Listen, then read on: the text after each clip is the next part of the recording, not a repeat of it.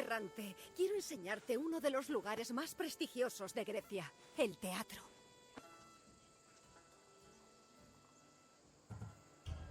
El teatro es donde se reunía el público para ver obras. Se consideraba la forma de arte más elevada de Grecia, y hay gente que veía en el teatro un símbolo de perfecta armonía entre el mundo mortal y lo divino. Cuando te aburras de disfrutar con los sentidos, ven a verme y seguiremos hablando. Hasta luego, Errante. Por eso un actor es divino. Por eso.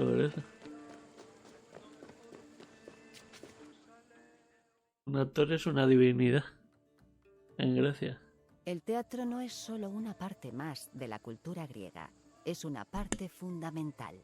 En Atenas, los dramas y comedias procedían de los cantos y bailes realizados por los miembros del culto de Dioniso. Entre el 536 y el 533 a.C., quedó patente el imparable ascenso del teatro en Atenas, cuando la responsabilidad de organizar las tragedias fue confiada al arconte, el magistrado de más rango de la ciudad.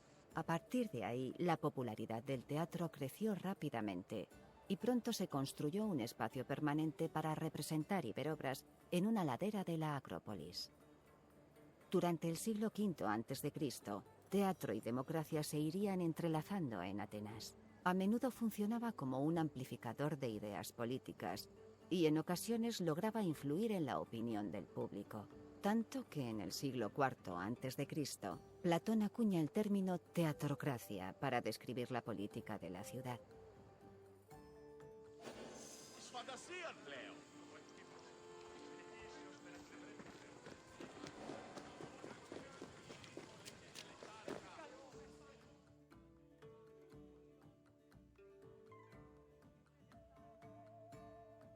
Los certámenes de teatro se celebraban en el santuario del Dioniso Eleuterio, dios del vino y patrón del teatro. Dioniso era el hijo de Zeus y de una mortal llamada Sémele. Cuenta la historia que Zeus, que se había enamorado de Sémele, se le apareció sujetando un rayo en la mano. Sémele fue trágicamente abatida por el rayo, pero Zeus se las ingenió para salvar a su hijo nonato, gestando el embrión en su muslo hasta su nacimiento. Por eso se ha dicho que el nombre de Dioniso significa el nacido dos veces. En Atenas, el teatro era una parte del culto de Dioniso, y las producciones escénicas en honor del dios se celebraban durante fiestas como las Leneas o las grandes Dionisias.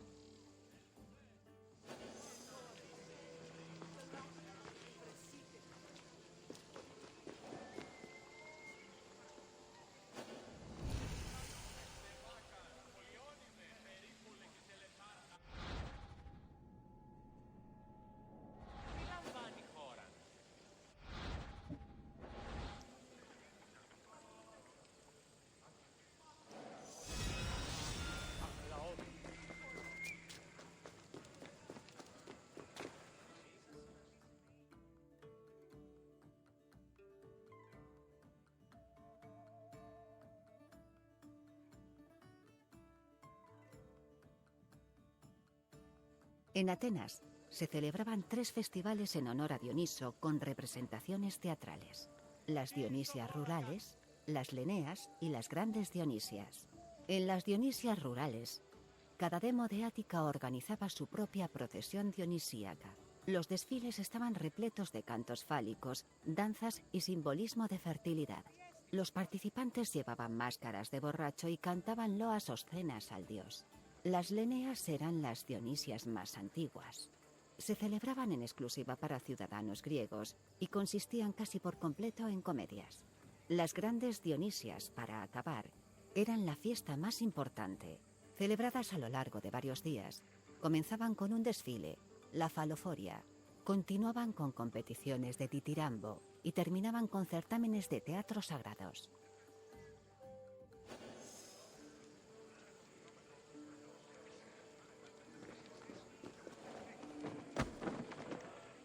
El arconte, el magistrado principal, se ocupaba de supervisar las grandes Dionisias y recibía la ayuda de otros 12 magistrados. Entre sus labores, el arconte escogía a los coregos, Ricos ciudadanos atenienses responsables de aportar fondos para los ensayos y las representaciones.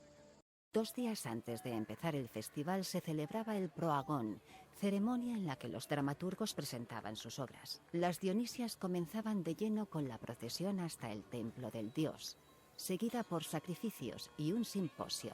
Los 2 días siguientes se centraban en los concursos de ditirambo, mientras que los 4 últimos se dedicaban al teatro. 10 jueces, escogidos de forma aleatoria por el arconte, decidían el resultado de los concursos. Los jueces introducían sus votos en una urna, y el ganador se elegía sacando al azar 5 de ellos.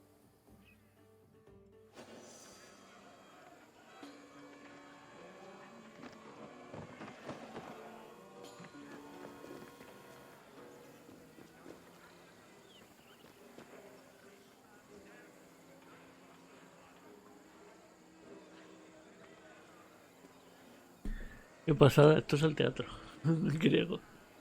Qué caña. Pásate. Ahí el público. Míralo. Ahí estoy yo. El público.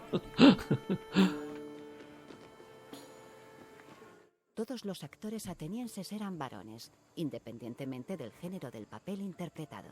Las tragedias originales contaban con un solo actor, que interpretaba junto a un coro, y acabarían con un máximo de 4. Al añadir papeles se crearon oportunidades para diálogos dramáticos.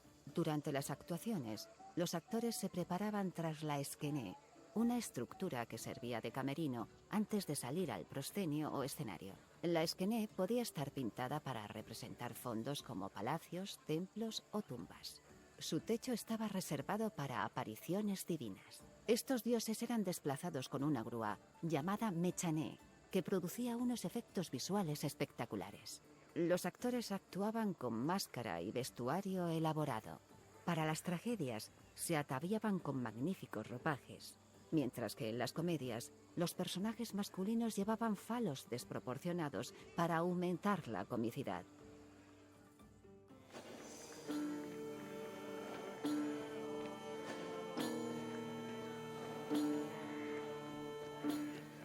La parte central del teatro era la orquesta, el lugar del baile. Era una gran zona circular en la que actuaba el coro, se celebraban ritos religiosos y, se cree, se actuaba. Hombres disfrazados con máscaras formaban los coros. Cualquier ciudadano ateniense podía ser un coreuta, siempre que fuese escogido por el director. El coro también hacía las funciones de telón, puesto que su entrada y salida marcaban el comienzo y el fin de la obra respectivamente. En cada obra se creaban máscaras y vestuario nuevos para el coro, a menudo igual de impresionantes y elaborados que los de los actores. En las comedias de Aristófanes, por ejemplo, el coro se disfrazaba de avispas, ranas, pájaros, nubes o islas. En una de sus obras, Los caballeros, unos cabalgaban sobre otros vestidos de caballo.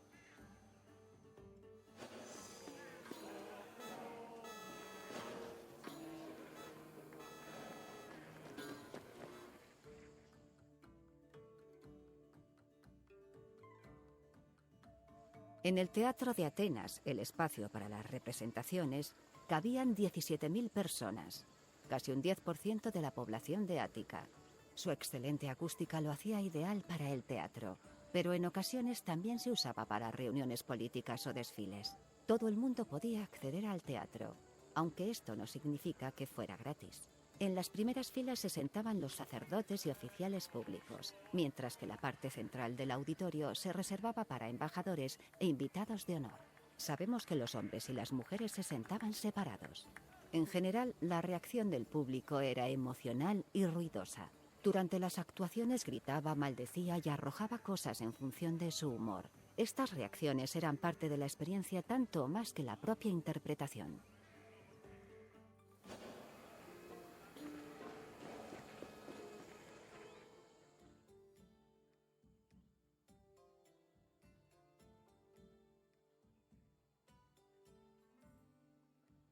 Hola otra vez, errante. Espero que te hayas entretenido.